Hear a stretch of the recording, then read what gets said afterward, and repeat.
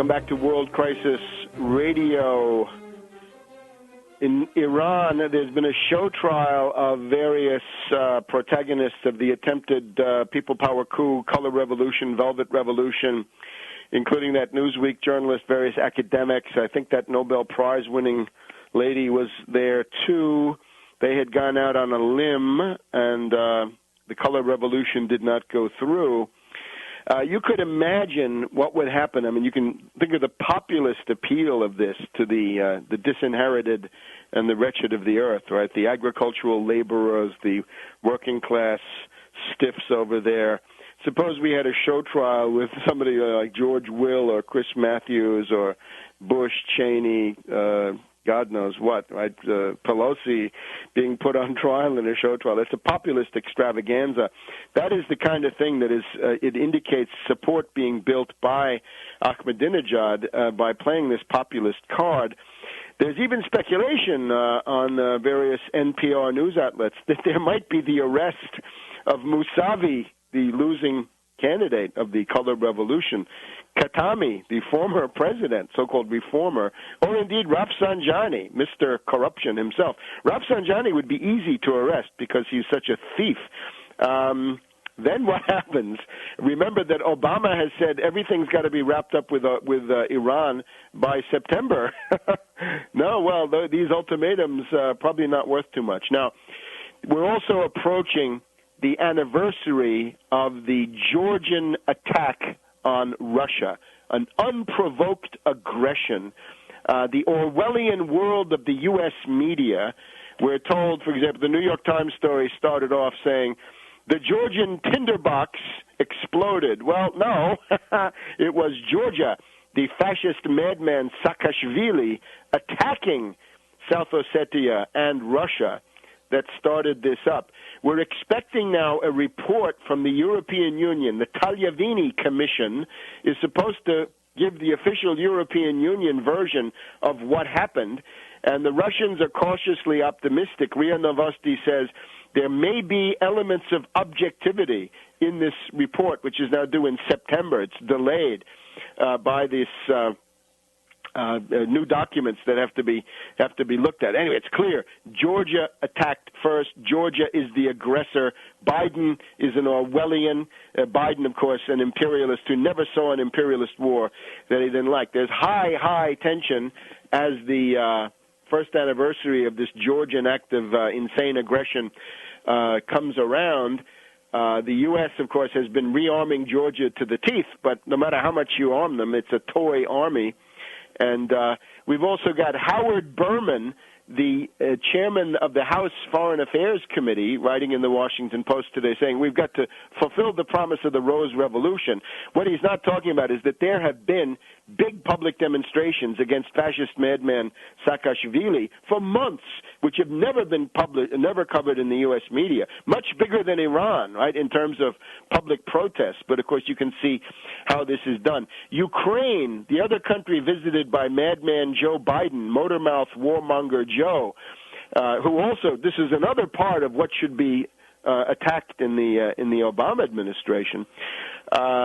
He has been in Ukraine now. NATO, the NATO agent Yushchenko, the puppet president of Ukraine, who has almost no support, is now preparing a program for Ukraine to join NATO. And guess what that means? That you will fight and die for that gang of thieves and NATO agents and IMF agents in Ukraine.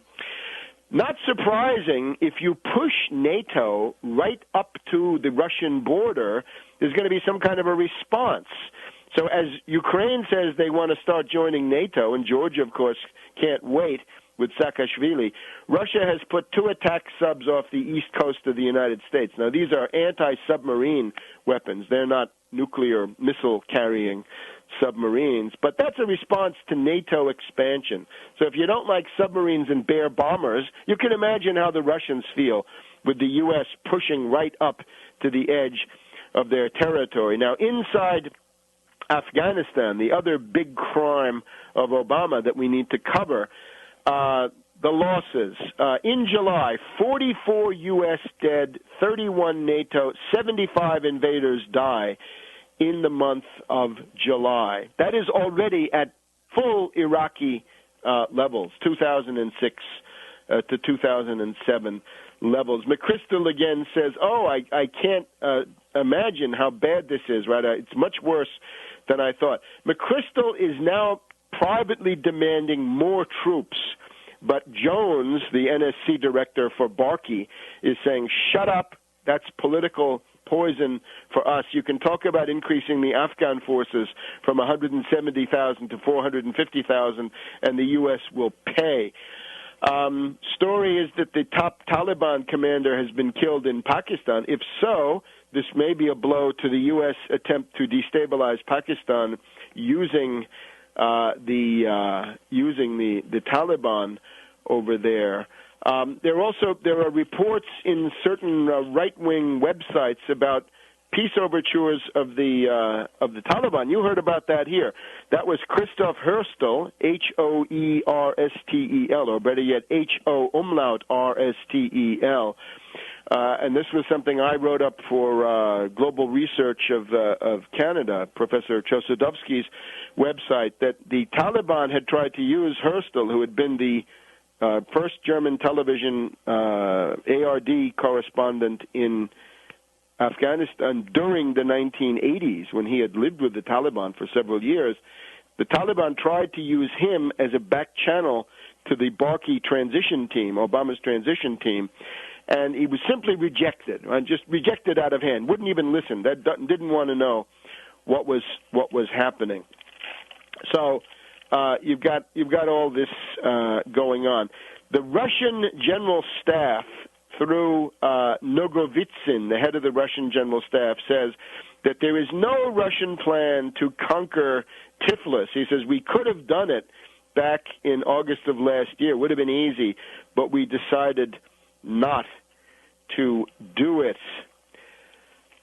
Now, the other aspect, Putin's pipeline diplomacy. The South Stream pipeline is making tremendous progress. You know, this is two different pipelines. One of them goes across Russia, the Black Sea, and then into Turkey. So this cannot be interfered with by any NATO provocateur states like Georgia or Ukraine or Poland or the various other Eastern European pro-NATO crazies. The South Stream is the Russian one. The Nabucco is the U.S.-British one. So the South Stream is pushing ahead rapidly. This is the only one that actually has natural gas to put in it. So it would be more successful. We just had a meeting of Putin, the Turkish Prime Minister Erdogan, and Berlusconi of Italy to push forward the South Stream pipeline. The construction of this is going to begin. And again, Berlusconi is targeted especially because he is the best one in Europe in terms of East-West trade with Russia. Putin has also rejected the energy charter, so-called, that European Union and others have tried to push. So that is moving ahead. Nabucco, by contrast, is going nowhere. So it looks like this entire lunatic foreign policy design, right, the Brzezinski plan for the world, in effect, has been failing. Now, let's shift for our final segment, which is going to begin in a second. Let's talk about Weimar. We'll be back in a minute with Weimar.